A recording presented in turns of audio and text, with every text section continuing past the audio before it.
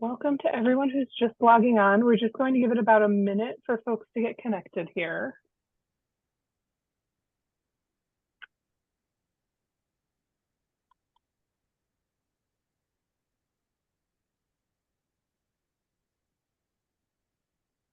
Welcome to everyone who's just logging on. We're just giving folks a few seconds to get connected here. All right, hello everyone, and welcome to today's SSR webinar. This webinar is scheduled for 60 minutes and it is being recorded. It will be posted on the SSR website shortly after for members to access at their convenience. If you have any questions about this webinar, please feel free to reach out to us directly at SSR headquarters via email at membership@ssr.org. In just a moment, our moderator will begin with a brief introduction followed by speaker presentation, and then we'll introduce our second speaker and have their presentation. Please feel free to submit your questions during the presentations using the Q&A text box in the bottom middle of your screen, and our moderator will read them out to the speakers when the question portion of the webinar begins. And with that, I will turn things over to Andrew. All right, thank you, Erica. Hi, I am Andrew Modzelewski, an assistant professor over at UPenn. I'd like to welcome today Dr. Britt Goods to our Rising Star webinar series. This is a second webinar in the series. Before we begin, I'd like to share a little bit about Britt that helped us select her as one of our this year's Rising Stars. Britt got her PhD in biological engineering from MIT and did a postdoc at the Broad Institute, more specifically at the Ragon Institute and the Institute for Medical Engineering and Sciences at MIT. And I think this is one postdoc, right? There's a lot of institutes. During this time, she focused on tool development, technique development, and building up the necessary knowledge to address clinical problems in reproductive health. Since starting her own lab at Dartmouth at the Thayer School of Engineering, the Goods Lab has been researching the role of immune cells in reproductive tissue and using both bioinformatics and transcriptomics tools to discover non-hormonal contraceptives. The lab has also been involved in modeling reproductive tissues ex vivo with culture systems and organoid systems. All of this comes together to develop new ways of studying and monitoring reproductive health and overall health.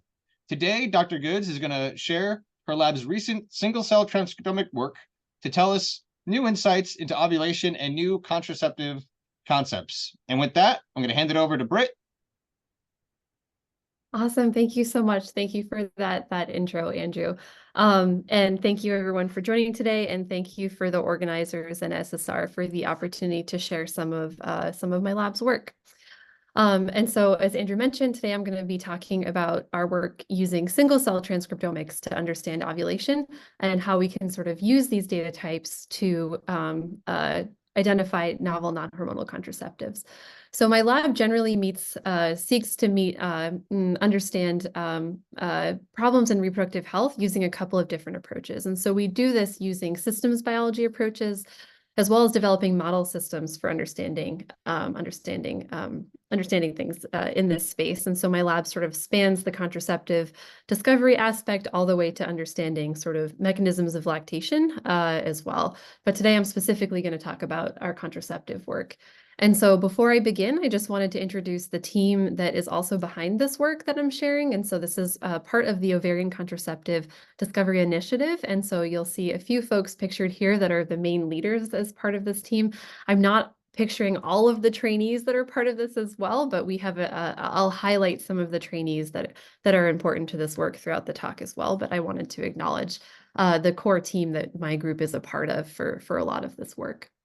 Okay, so what's the problem that we're trying to solve? And this is maybe something that I don't need to necessarily go into too much detail with this particular audience, but currently there's a significant unmet family planning need.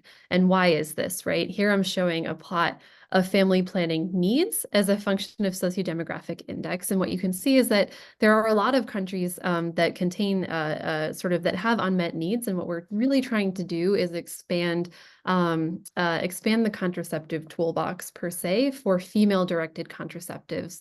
And one of the reasons that you might be saying as well, we have contraceptives that are currently very effective. But one of the reasons most often cited for really effective hormonal contraceptives is that there are significant side effects and risks associated with taking them that often lead to their discontinued use. And so here I'm just showing a plot of some of the reasons, but I'm just highlighting that side effects and health risk can be cited here. And so there's an urgent need to really expand the non-hormonal aspect of contraceptives for female-directed use. And so what are some key challenges in developing non-hormonal contraceptives? This slide is by no means a fully comprehensive list of some of those challenges, but a few that I wanted to highlight to frame the discussion today.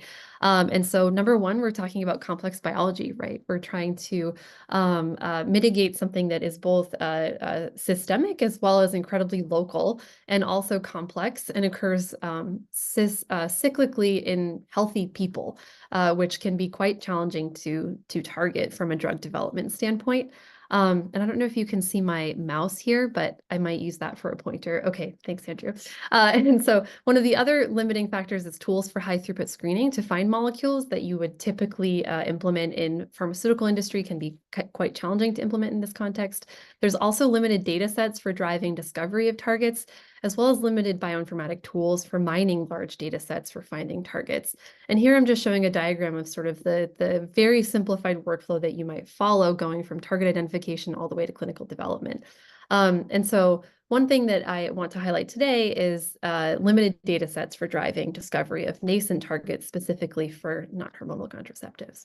So as this audience is well versed in, right? So ovulation is a spatiotemporal process, meaning that this ovulation occurs both across time in terms of cyclical nature, as well as in response to the surge in luteinizing hormone, but also occurs across anatomy, right? And so here I'm showing a diagram showing the maturation of sort of primordial follicles all the way to what you would expect to see in an antral follicle, which then can result in the release of an oocyte, which and its surrounding cumulus cells.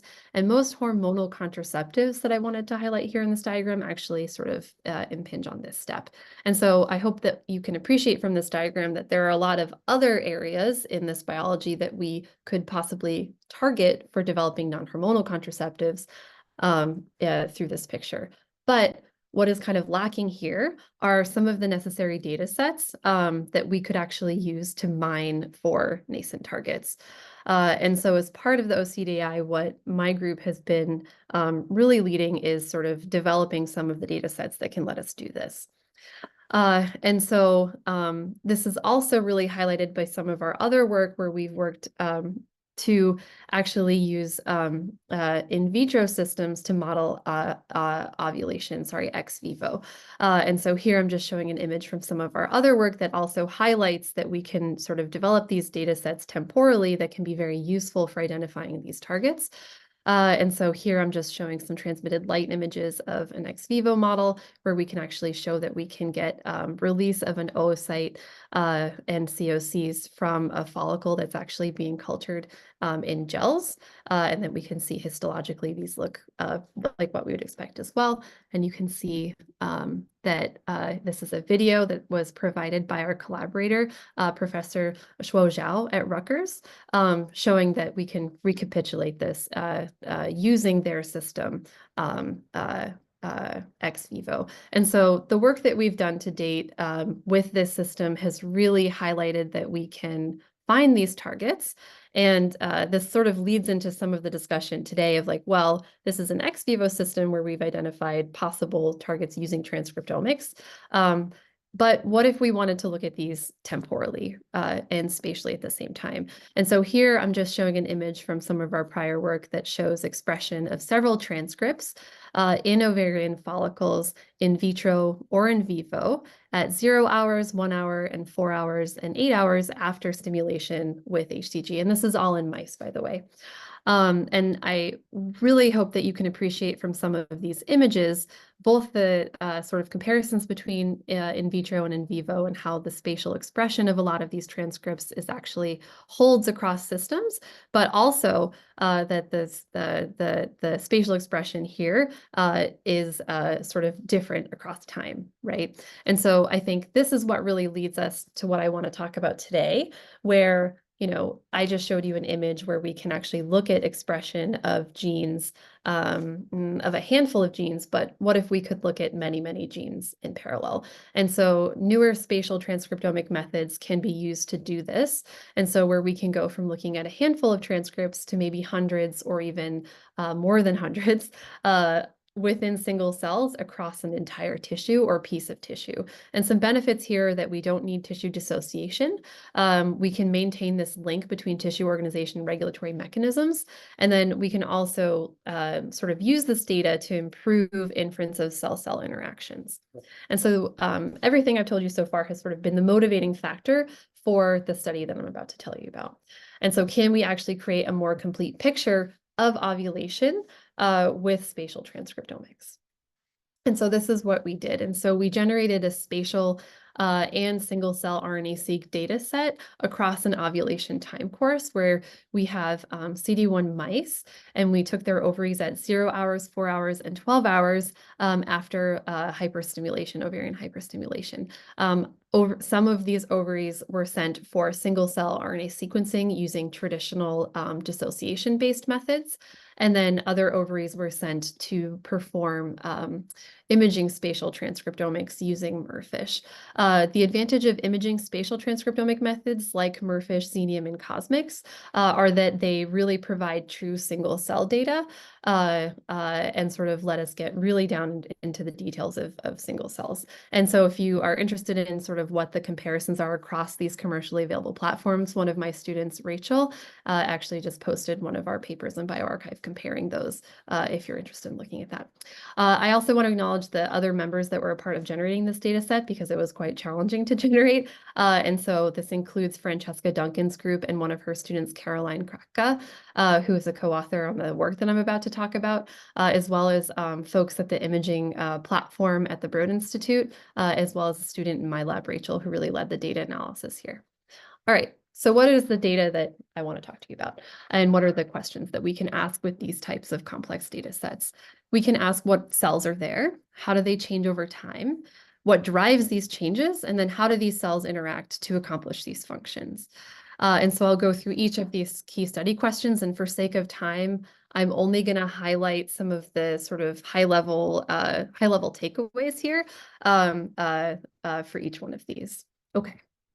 And so as we expected, we were able to recover all cell types that we would expect to see in the ovaries, plus clusters that were unique to ovulation. And so here I'm showing what's called a UMAP for those of you who maybe aren't as used to looking at single-cell RNA-seq data, where each individual dot is a single cell projected into 2D space. And then each of these dots is colored by cell type of origin. And so we see that we can identify cumulus cells, endothelial cells, granulosa cells, luteal cells, a small cluster of oocytes. Oocytes actually don't sequence particularly well on 10x platforms because they're quite large. And so it's not unexpected that we would see a very small cluster of these cells, stromal cells, and theca cells.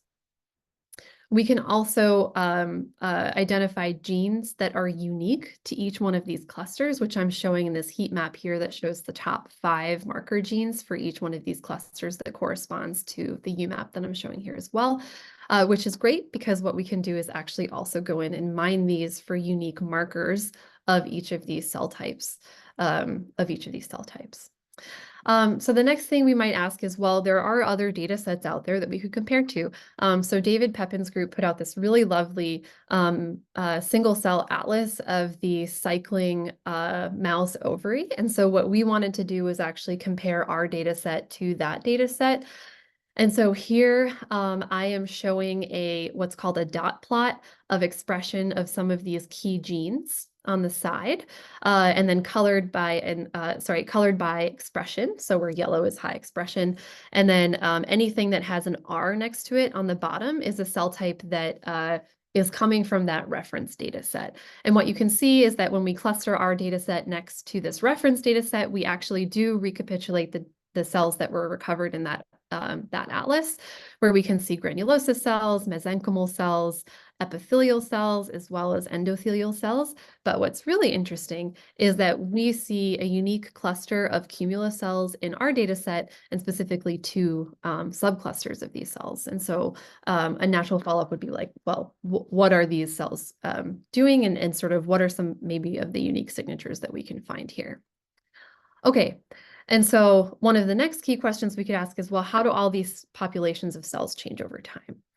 And so this is a stacked bar plot that shows the proportion of these cell types that we recovered in our two data sets, where you can see on the bottom is the different cell types, and then colored by whether or not they came from 0 hours, 4 hours after hyperstimulation, or 12 hours. And these are sort of ordered based on their relative proportions.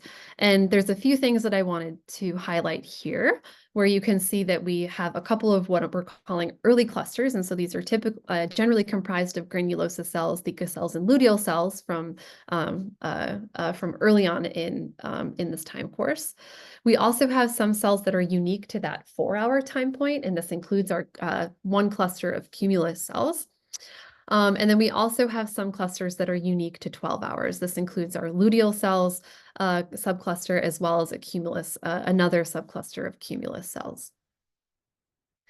And so far I've showed you a lot of data about sort of just the general cells that we have from our 10x data set, but what about our spatial transcriptomic data set, and like what is sort of the value add that we get from there? So what we can do with our spatial data set is impose an XY coordinate on our transcriptomics data. And so here I'm showing composite images of ovaries from one example. We have 3 replicates for each category for each time point.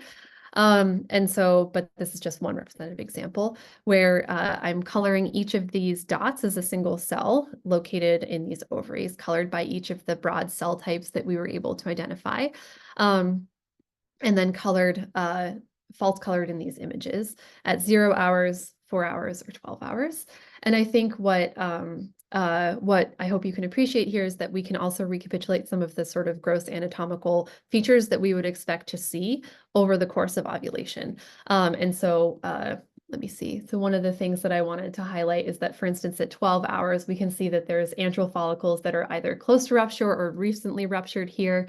And then we also have granulosa cells that are sort of transitioning to have these luteal signatures that we have looking at genes that have luteal markers, for example.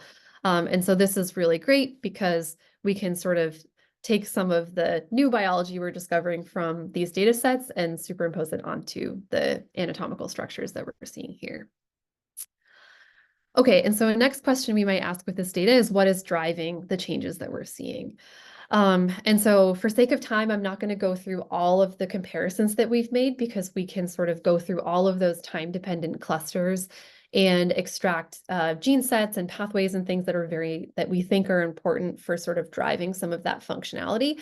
And I'm just actually going to focus on cumulus cells at 4 hours and 12 hours. And so if you recall, we have 2 major clusters of cumulus cells, one at 4 hours, one that's dominant at 12 hours. And what we can do is then do a supervised analysis where we actually just compare those cells from this data set.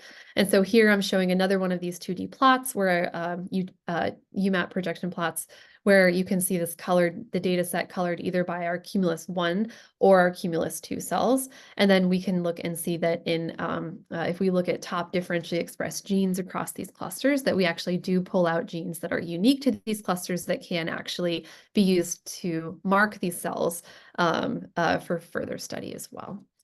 And so then what we did is we went in and we actually picked out a few of these genes, some new and some known, that we wanted to validate using orthogonal methods. And so here I wanted to highlight this SULT1E1, which is a known cumulus cell marker that's involved in estrogen metabolism. And so we see that really peaks at 4 hours. And so that's really nicely recapitulated in the data set that we have here. And then the other one that I wanted to highlight is this LOX gene as well, which we can see that kind of peaks sort of after 4 hours and into the 12-hour range. And then this EMBP, which peaks really around 12 hours. And so suffice it to say that the data that we're finding from our transcriptomics data set is actually really nicely recapitulated using orthogonal methods. And we have a few markers that we can nominate for potentially marking some of these emergent cumulus cell clusters. We can also use these genes to perform pathway analysis, which can give us an idea of the different functionalities for these cumulus cell clusters.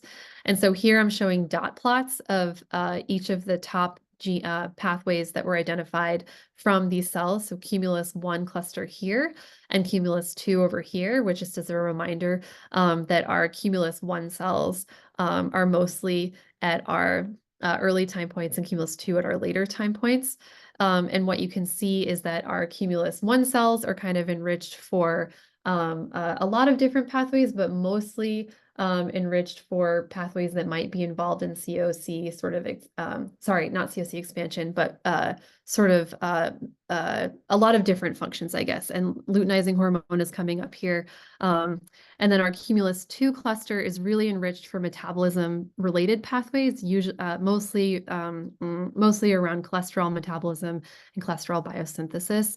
And so I think that the main takeaway that we would get from this data is that we think that these two cells or sort of clusters are doing very different functions, along the time course of ovulation, at least in the data set that we've looked at so far. The final question that you could ask with these types of data would be, how do these cells actually interact with each other? And how might those interactions be driving some of the changes that we're seeing over time? And so what we can actually do is actually perform a data integration with these two data types, where we can actually map our 10x derived data set onto our spatial data set, which would let us infer expression of sort of all of the genes that we've detected in our 10x data set. I didn't really go into the details of how these spatial transcriptomic data sets are generated, but we used MERFISH, which is a platform that all of these are imaging platforms are probe-based, and so you're sort of limited in the number of genes that you can include in your panel. And so by actually integrating these two data types, you can expand your analyses to include lots of different genes. And this is really valuable because then you can map all of this spatially into single cell, like true actual single cell space. And so here I'm just showing some example genes that we can see at 0 hours, 4 hours, and 12 hours. And these were genes that we can then identify that not only are varying in terms of their expression over time, but also we can map that anatomically, which is really valuable. And I'm just showing a handful of those genes here, but we have many that we can dig into to really understand how they're changing over both time and space. So cell-cell interaction analysis. So what we can then do is actually take this data and ask the question, how are ligand receptor pairs changing in our data set in a way that can tell us about how these cells are interacting with each other? And so here I'm showing Circos plots. For those of you who aren't super familiar at looking at these types of data, these are showing interactions, like these arrows are showing interactions between cell types. And then you can see in the track on the outside is each of the different cell types that we have annotated in this data. So for example, at 0 hours, you can see that our stromal 1 population is sending lots of signals to every cell type in our data set. Whereas if we look, for example, at theca cells, the interactions that are being sort of sent out, the signals that are being sent out from theca cells are sort of lesser in magnitude compared to our stromal cells. And so if you look at these Circos plots globally at 0 hours, 4 hours, or 12 hours, what I hope you can appreciate is that the nature of these interactions is changing a lot, mostly because also the types of cells that we're seeing are changing. And then also the sort of number of interactions themselves changes a lot, where you might argue that at the 12-hour time point, we're seeing sort of the complexity of these interactions and the total number of interactions can sort of increase over time. So this is just one way to visualize cell-cell interaction data. But what we can actually do is then zoom in on very specific cell-cell interactions, which can often be more informative. And so just to bring it back to our cumulus cell discussion, we wanted to ask the question, well, what signals are actually coming from granulosa cells to cumulus cells at 4 hours and 12 hours? And so I'm showing two of these plots here, which show ligand and receptor pairs here. And then either the strength of that interaction at 4 hours or 12 hours. And what you can see is that we have a suite of interactions that are occurring at 4 hours that are high at 4 hours, but low at 12 hours, and then low at 4 hours or high at 12 hours. And so there's a few here that I wanted to highlight. And so there's several strong interactions between what are called bone metabolic proteins, or BMPs, which you can see here. That we're seeing that are very strong at 4 hours. And we think that some of these are probably involved in promoting cumulus cell expansion at 4 hours.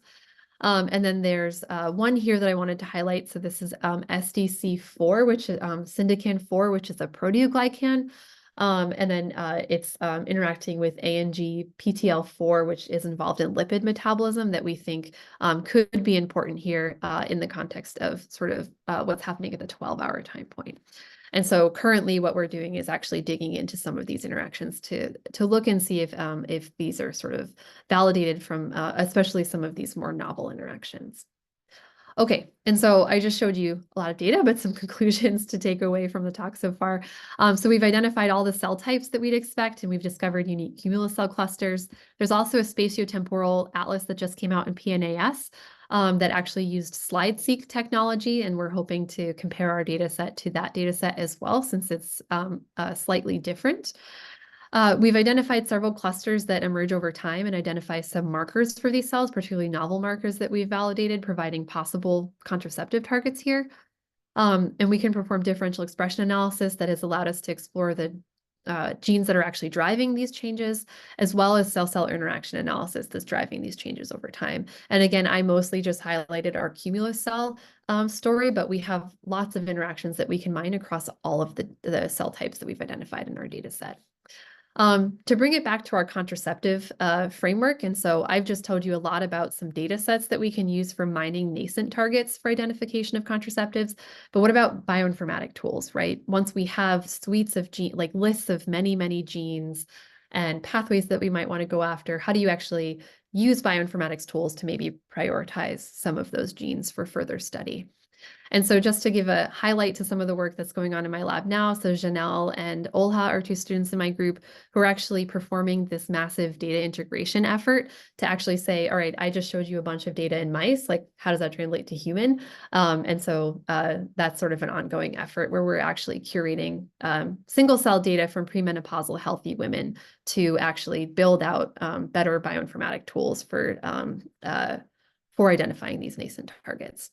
And so with that, I apologize, I went a little bit over. I just want to thank my lab members, collaborators in our funding, and everyone for listening. And I have a shameless plug. We are recruiting for postdocs. And so if this is interesting to you, please reach out. And I'm excited to take any questions when the webinar is over. So thank you.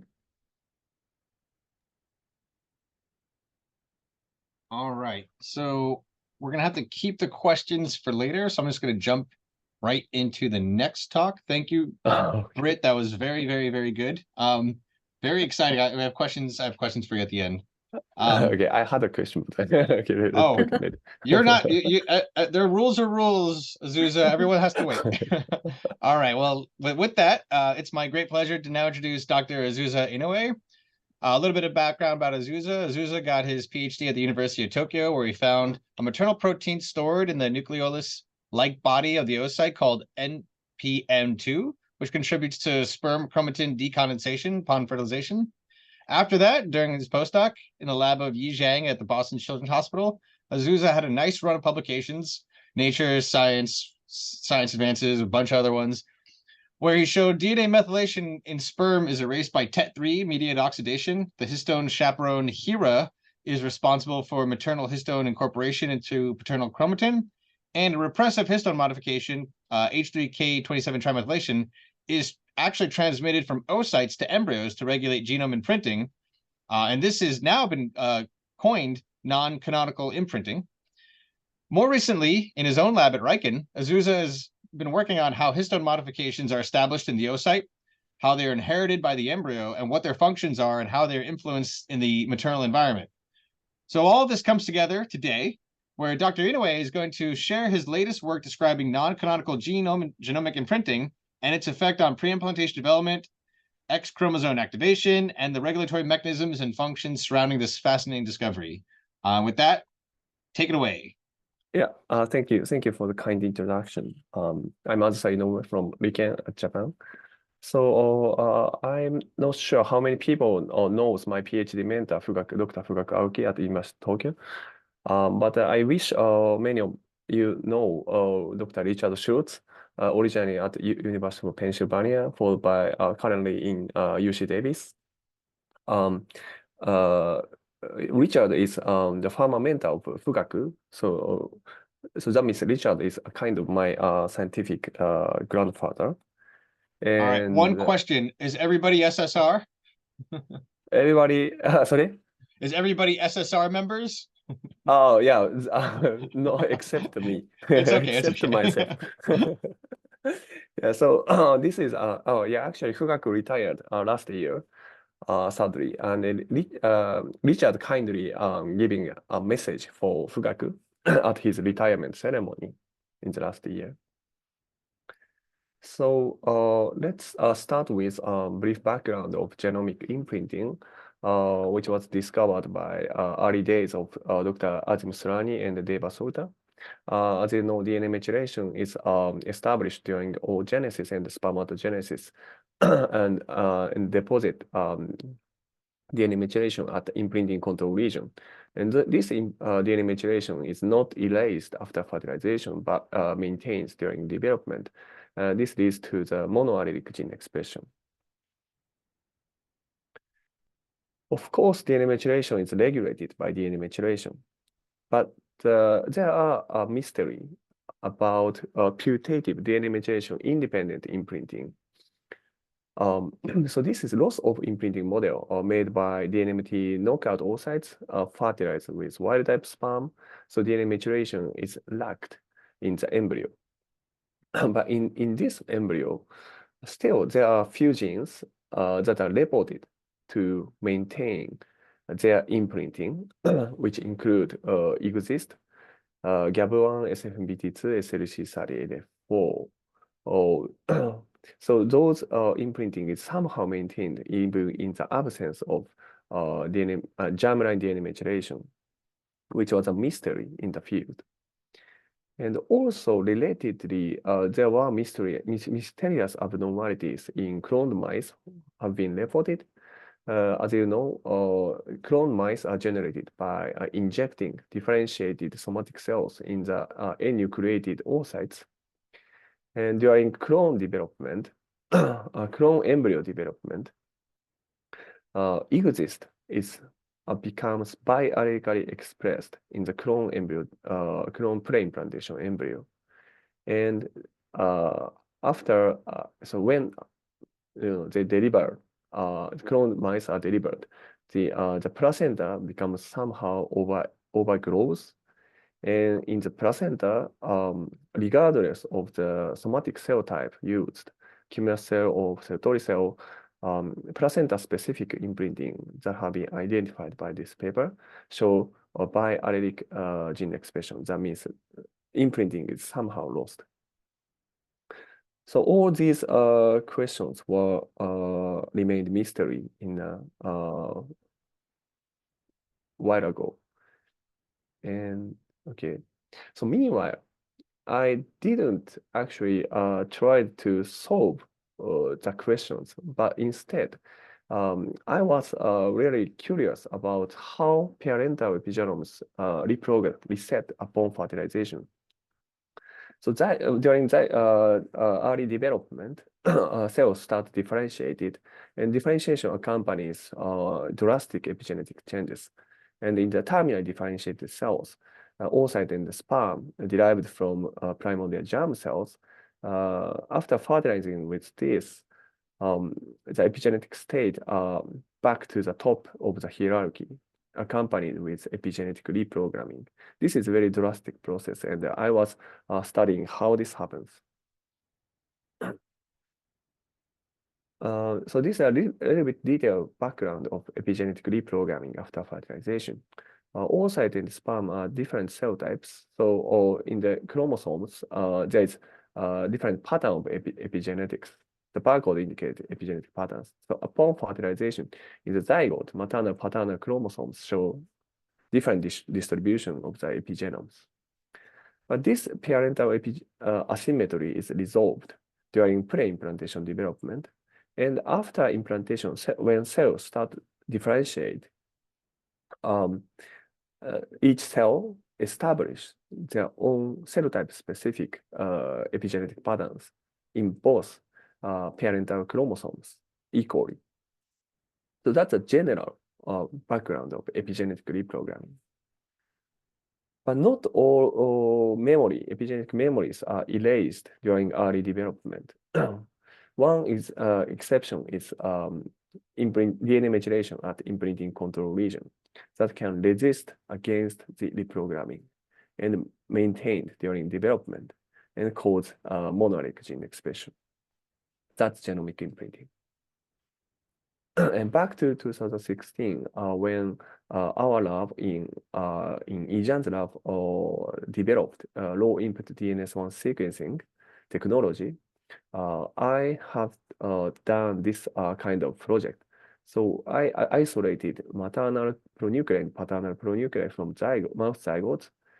Also, I generated androgenic and gynogenic embryos, which contains only paternal allele and maternal allele respectively by pronuclear transfer, and performed low input DNS1 seq to ask how parental chromatin accessibility is remodeled. And in this project, we could identify more than 200 of parental allele specific accessible loci in the modular embryo. Those are the example. And integrated analysis with DNA methylation found that some of the paternal alleles accessible loci can be explained by the presence of DNA methylation at maternal allele. So DNA methylation can protect maternal chromatin.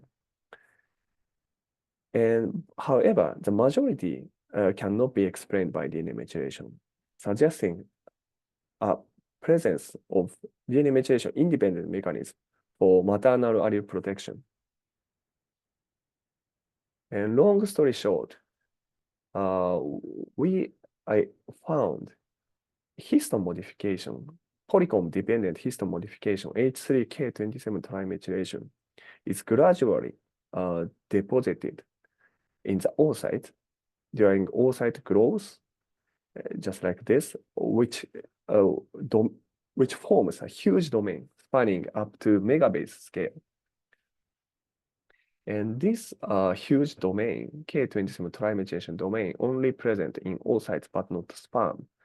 This is reasonable because sperm chromatin is packaged by protamine mainly, and K27 trimethylation domain is very well anti-correlated with DNS1 seq chromatin accessibility. That means this domain is heterochromatinized in the oocytes.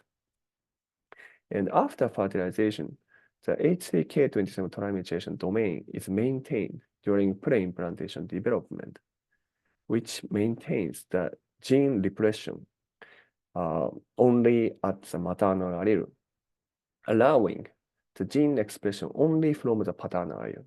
So this is a new type of new mechanism of genomic imprinting.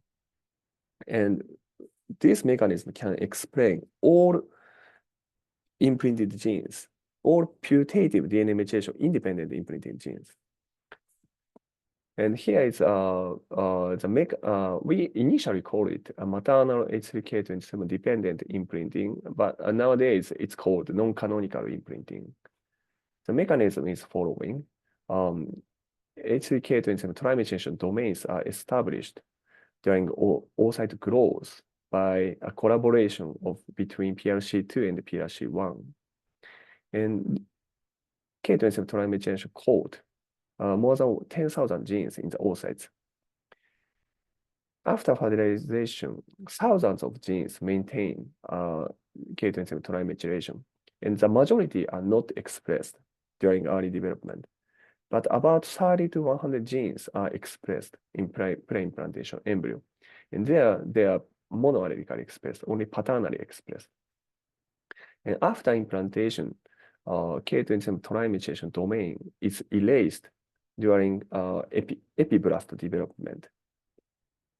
Meanwhile, it is maintained. Actually, this K27 domain is not maintained, but this memory, silencing memory, is transferred to DNA methylation. And DNA methylation is deposited only at the maternal allele, but not paternal allele. This is called somatic DMR, DNA methylation, differentiated methylation region. Somatic DMR is established in this gene locus and maintain the imprinted gene expression in the extra embryonic tissues, including placenta and yolk sac.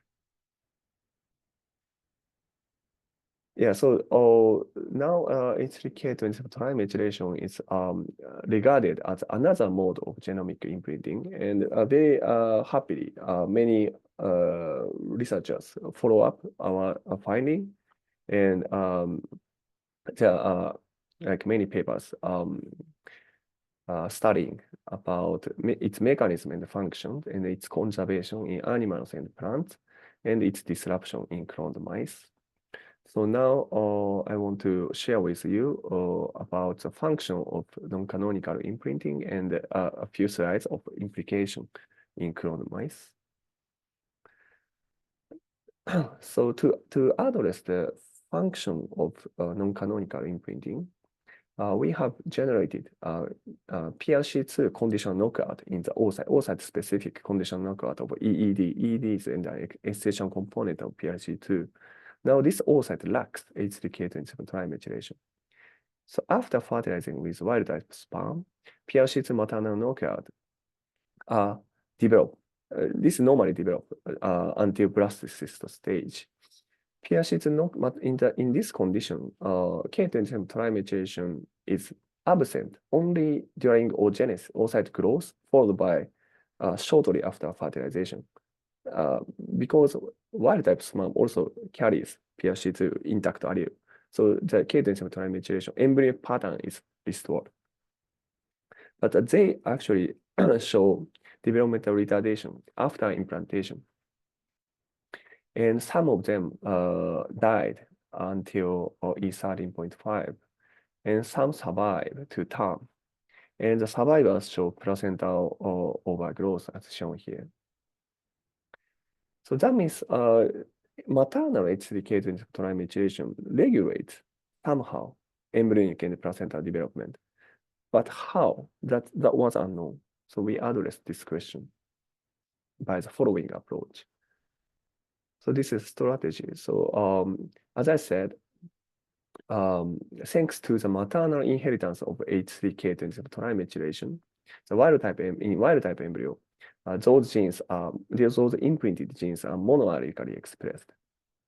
So I show here about 10 genes that maintain imprinting even after implantation. We focus on those genes because the phenotype appears after implantation. And in the PRC2 maternal knockout, because of the absence of maternal H3K27 trimethylation, all those genes are biallelically expressed, and accompanying with the phenotype in embryonic sublethality and placental overgrowth.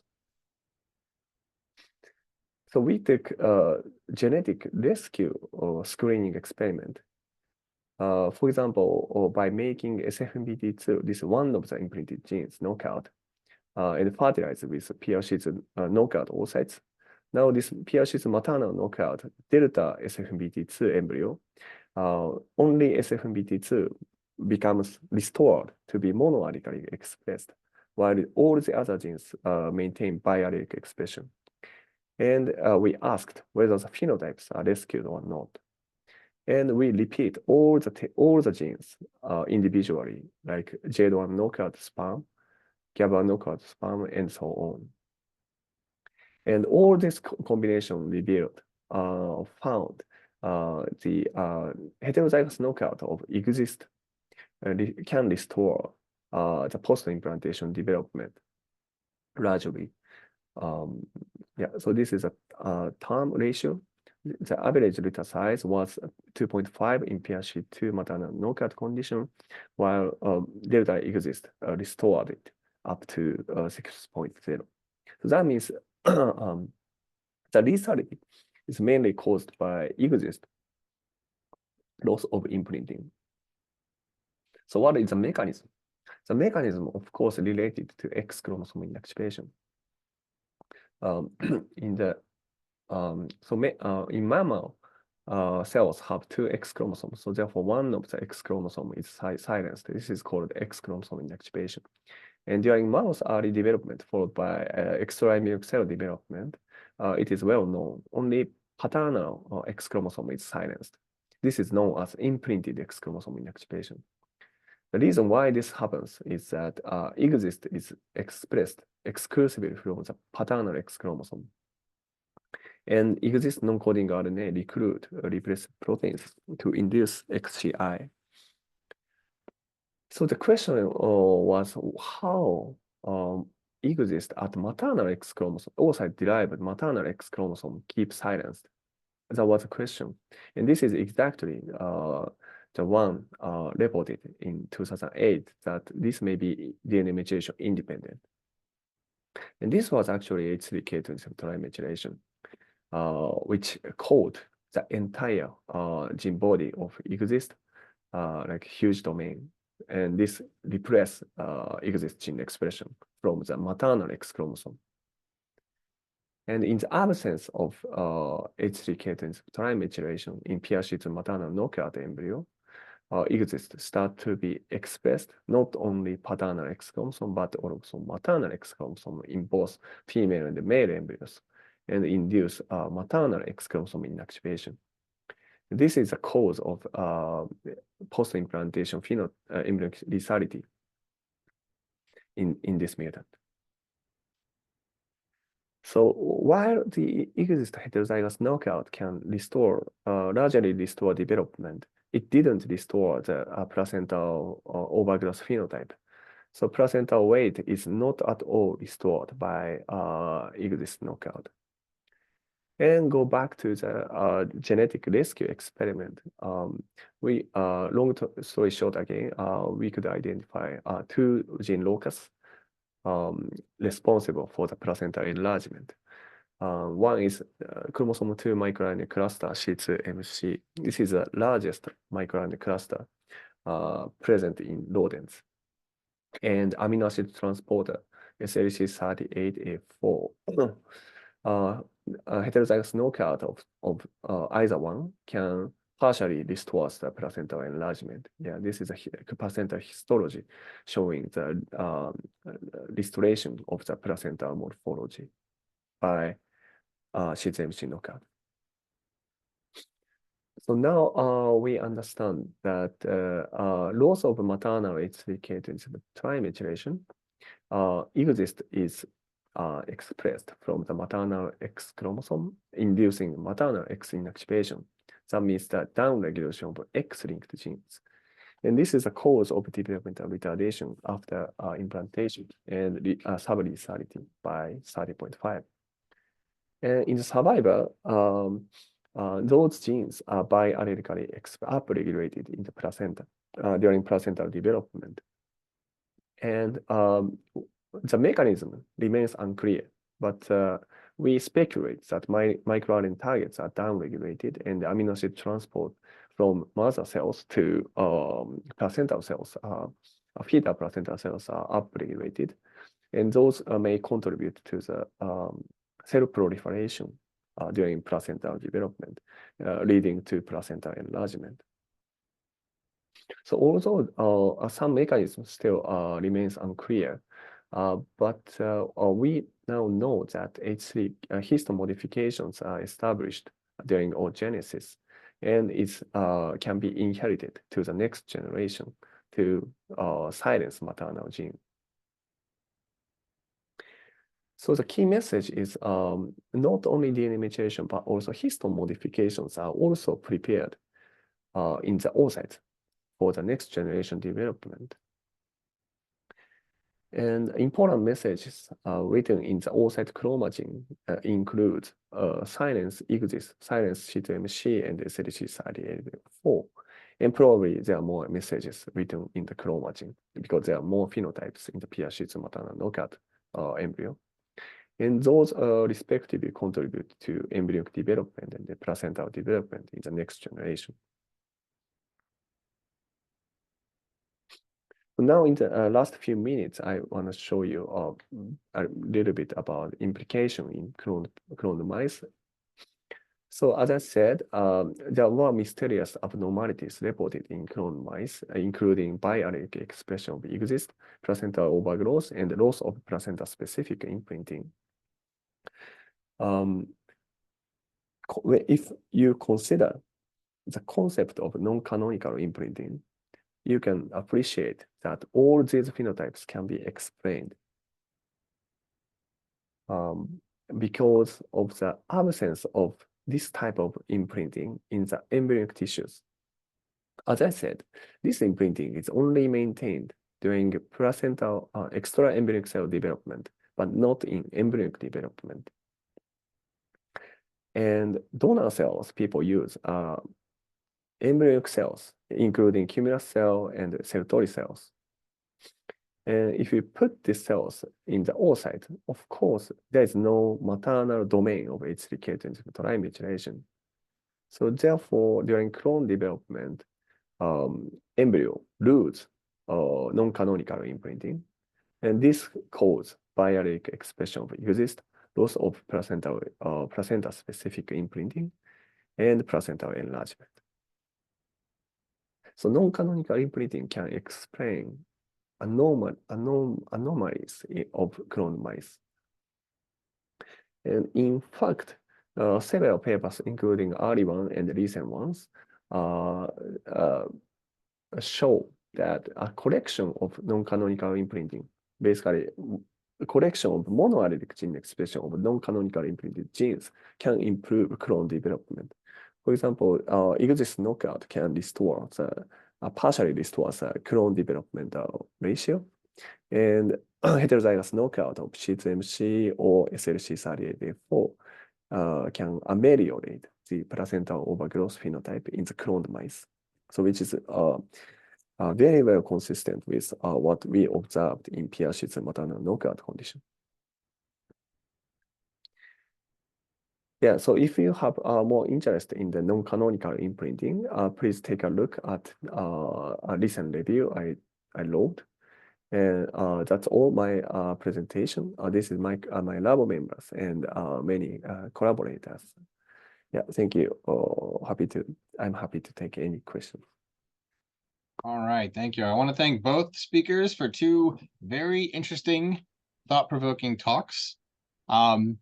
So right now we can open it up for questions. We got plenty of time for questions. I know, Zeus, if you want to jump right in and ask your question. Yeah. Let me ask. I don't want you to be in suspense anymore, so that'll give time for everyone else to come up with their questions. Yeah. So yeah, may I ask first? Yeah, so yeah, take it away. your study was interesting. Particularly, I didn't know so much difference between 4 hours and 12 hours cumulus cell gene expression. It was surprising. So because I'm studying oocytes, okay, so I wonder if the cumulus cell still maintains the contact to oocyte even at 12 hours. Yeah, that's a good question. I mean, I don't think not direct contact, but there could be sort of like secreted factors that might be important there. And so we didn't have enough oocytes in our data set to perform that kind of cell-cell interaction analysis to kind of like answer that question. But that would be a great Yeah, so follow-up. because oocytes if we could can do that. spontaneously mature in vitro, so without cumulus cells. Right. But with cumulus cell, in vitro maturation with cumulus cell is reported to be better, right, than the denuded oocytes. Yeah. So I wonder that the transcriptome changes in the cumulus cell, whether those influence the quality of oocytes by some interaction. So Yeah, that's why it's I a was really great wondering. question. It's a really good question. Yeah, and also our granulosa cell changes between 4 and 12 hours. Oh, so do they yeah, change? because you focus on cumulus cell. Yeah. So for the sake of time, I just focused on the cumulus cells, but we also see changes in our granulosa cell populations as well. So the changes is huge in larger in cumulus cell compared to granulosa cell. Am I understand correct? Oh, yeah. So I guess I wasn't talking about like the magnitude of the changes. So we don't really have a summary, I guess, of it's sort of like how do you quantify magnitude of change in differentially expressed gene sets and things like that? I guess is the question that you're maybe asking. Yeah. And so I guess there's a few different ways we could look at that, but I think the main claims that we're making are that the cell, sort of the pathways and genes that are sort of changing at these time points are different in these cells. And we saw that this was held true for theca cells as well.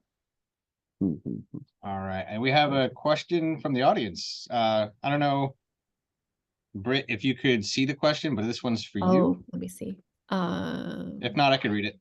Yeah, okay. So it's so with spatial transcriptomics, did you encounter any issue with spot resolution, potentially containing multiple cell types? Yeah, so I'm really glad that this was from Barbara Nickel. Sorry if I'm not pronouncing your last name right.